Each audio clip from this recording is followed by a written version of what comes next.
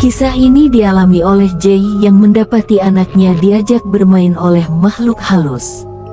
Berikut ini tuturnya.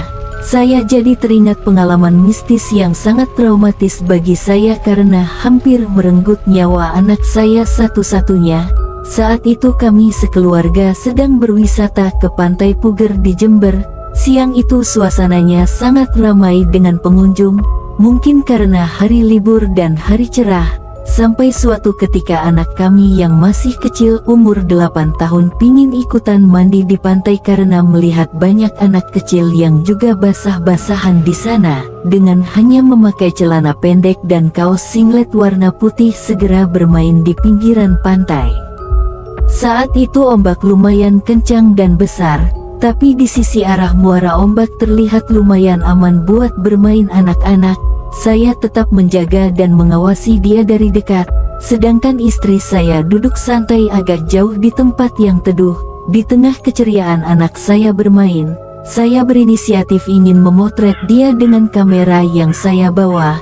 Nah, saat saya sedang asyik menunduk menyalakan kamera dan men-setting, lalu bersiap memotret, tiba-tiba saya tersadar kalau anak saya sudah tidak ada di dekat saya. Saya pun panik melihat ke arah tengah laut. Betapa kagetnya saat saya lihat anak saya sudah ada di tengah laut dan terlihat terus berjalan semakin ke tengah menuju laut yang lebih dalam.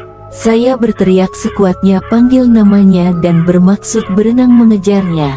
Orang-orang di sekitar segera tersadar dan heboh panggil nama anak saya. Beberapa orang laki-laki termasuk saya segera nyemplung berenang mengejar. Anehnya anak saya terlihat asyik bermain tanpa mempedulikan teriakan banyak orang. Bahkan dalamnya air laut muara hanya terlihat semata kakinya buat anak saya. Ada satu orang lokal sana yang mampu berenang dengan cepat dan meraih tangan anak saya lalu membawanya berenang ke pinggir pantai. Saat saya meraih anak saya dan saya gendong, dia terlihat hanya diam membisu. Tatapannya kosong tidak bereaksi walau istri saya menangis di sebelahnya. Padahal muara itu sering jadi jalur hilir mudik kapal ikan yang lumayan besar.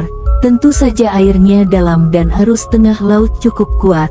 Tapi saat itu anak saya terlihat tidak masalah bahkan tetap bermain air. Ada yang ambil foto anak saya saat kejadian. Perhatikan kedalaman air laut saat di pinggiran sudah sebatas pinggang anak kecil.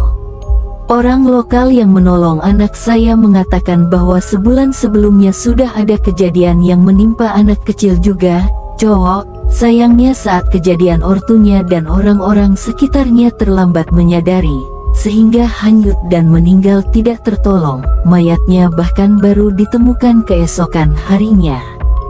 Kami segera memutuskan balik pulang ke rumah di Surabaya. Anak saya tetap diam membisu saat ditanya, kayak kebingungan gitu. Baru dalam perjalanan kami mampir di masjid pinggir jalan, sholat bareng anak saya. Setelahnya kami duduk di teras masjid. Saat saya tanyakan barulah dia mau bercerita bahwa tadi siang itu dia diajak beberapa anak laki-laki yang mengajaknya main sampai ke tengah laut. Anehnya dia nurut saja, padahal sepengetahuan saya dia hanya terlihat main sendirian, gak ada temannya. Sejak saat itu saya tidak pernah lagi mengajak anak saya bermain di pantai.